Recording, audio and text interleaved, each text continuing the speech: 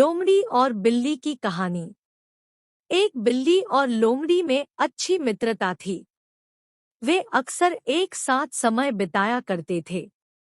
साथ खाते, साथ खेलते और ढेर सारी बातें करते उनके दिन बड़े मजे से गुजर रहे थे। लोमड़ी खुद को बहुत चतुर समझती थी और जब भी चतुराई की बात चलती, वो बिल्ली को नीचा दिखाने का कोई मौका नहीं छोड़ती थी। बिल्ली को कभी कभी ये बात बुरी भी लगती थी, लेकिन मित्रता के कारण वह इन बातों को तूल नहीं दिया करती थी। एक दिन दोनों दोपहर के खाने के बाद एक पेड़ की छांव में आराम कर रहे थे। दोनों में बात चल पड़ी कि अगर अचानक कोई शिकारी जानवर उन पर हमला कर दे तो वे अपने बचाव के लिए क्या करेंगे।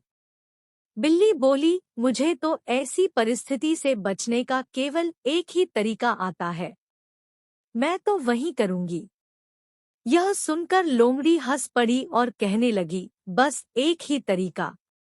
अरे बिल्ली रानी, एक तरीके से तुम शरारी जानवरों से कैसे बचोगी?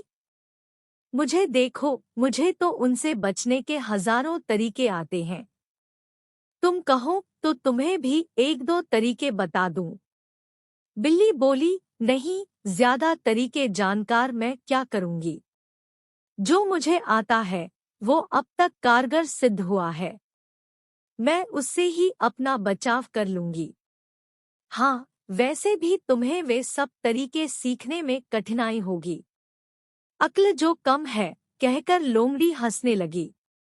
बिल्ली को बात बुरी लगी। वह बोली, जो भी हो, उसी तरीके से मैं अब तक बचते आ रही हूँ। भगवान ने चाहा तो आगे भी बचूंगी। तभी उन्होंने देखा कि एक शिकारी कुत्ता उनकी ओर दौड़ता हुआ आ रहा है।